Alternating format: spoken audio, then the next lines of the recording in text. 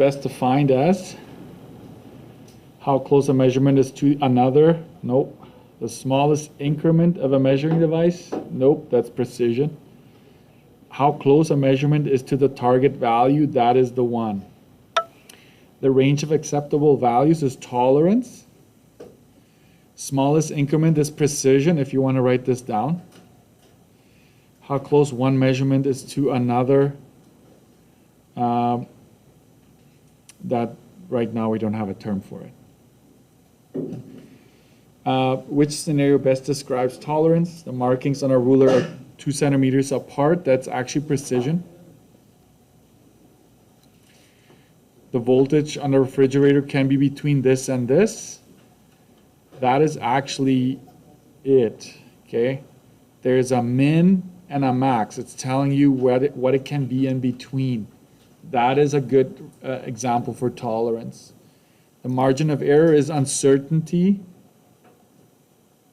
So if you want to write that down, it's good to review, right? The target measurement is 115, while a voltmeter measured 120. That's not quite what we want, okay? So it's B is the right answer there. A company produces bags of flour with a tolerance, right? There's that word tolerance, 2.5 kilograms plus or minus half of half. What is the maximum a bag may weigh? The maximum is just going 2.5 plus half of 0.5. And it's kind of weird, right?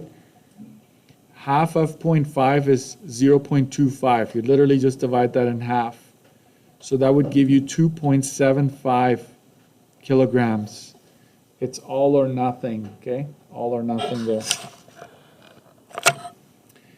A restaurant offers chicken thighs at the following temperature. State the minimum internal temperature the chicken thigh may have, the minimum. Okay, so the minimum is just taking 165 minus 0, and it's just 165. Okay, that is what you want there. Some of you didn't need to do the math, of course. You just knew it was the 165. Can't go lower than that. A sports drink manufacturer produces bottles with this amount in it. It has the tolerance in it. Determine the maximum. Just go 125 plus 0.25. So that's 1.5 liters. That's the max. 1 mark for that.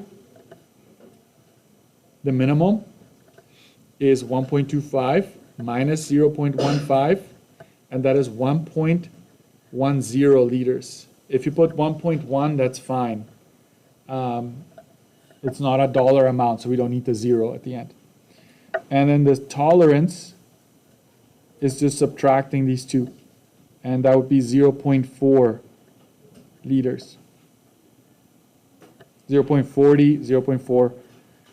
So, okay, look up here just for 1 second. If you got these two wrong, but I see you subtracting these two to get that one, you would still get the tolerance mark, technically, okay? So this page is 3, 4, 5, 6, 7. This page is worth 7 marks, okay?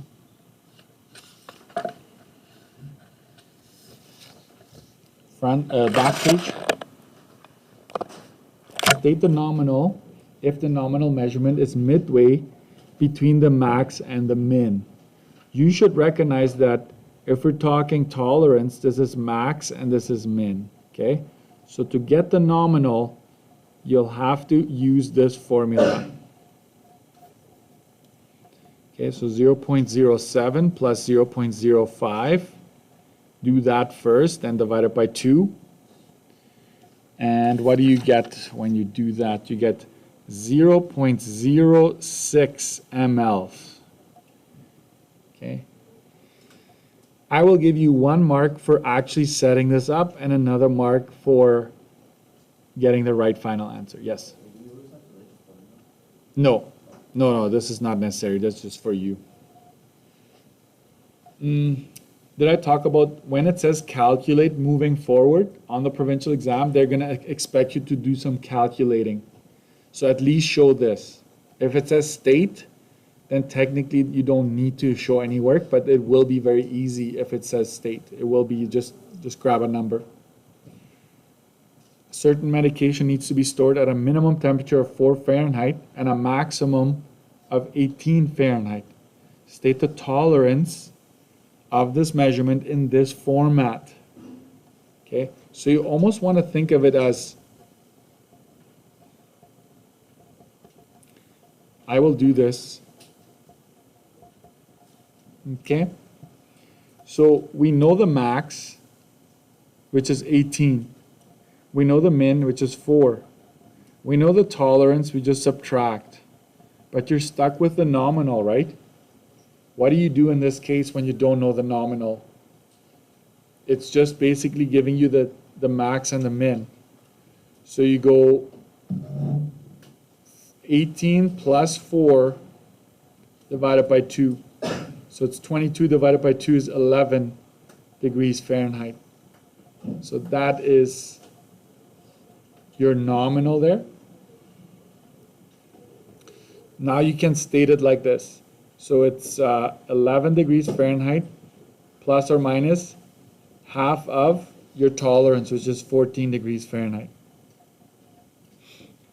I'll give you 1 mark for having the 11 and 1 mark for having the 14 in the brackets there. So 1 and 1. If you didn't do this, I'm okay with it, but I would say you're risking getting it wrong. State the tolerance in this form, right? You know the nominal, it's 11.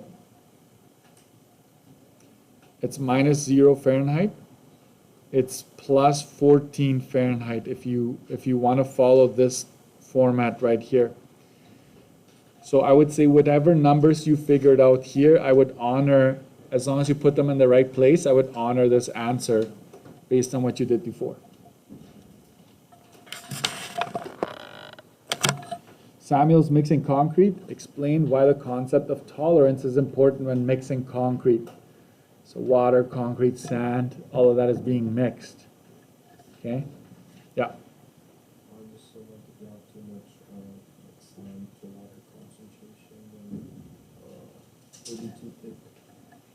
That's, I don't know if you heard that, but you've worked with concrete before, I'm guessing, or no? No, you just know. If you put too much sand in the concrete, it'll be too thick. You won't be able to like actually use it to build your wall or whatever, right? You can say if you put too much water in it, it'll be too runny. It won't, the consistency won't be good enough. If you talked about that, if you don't mix it properly, that it won't be strong enough, that is fine. But talk about something like that. So I would say if you add too much water, it will be runny. Okay? If you don't add enough, too little, oops.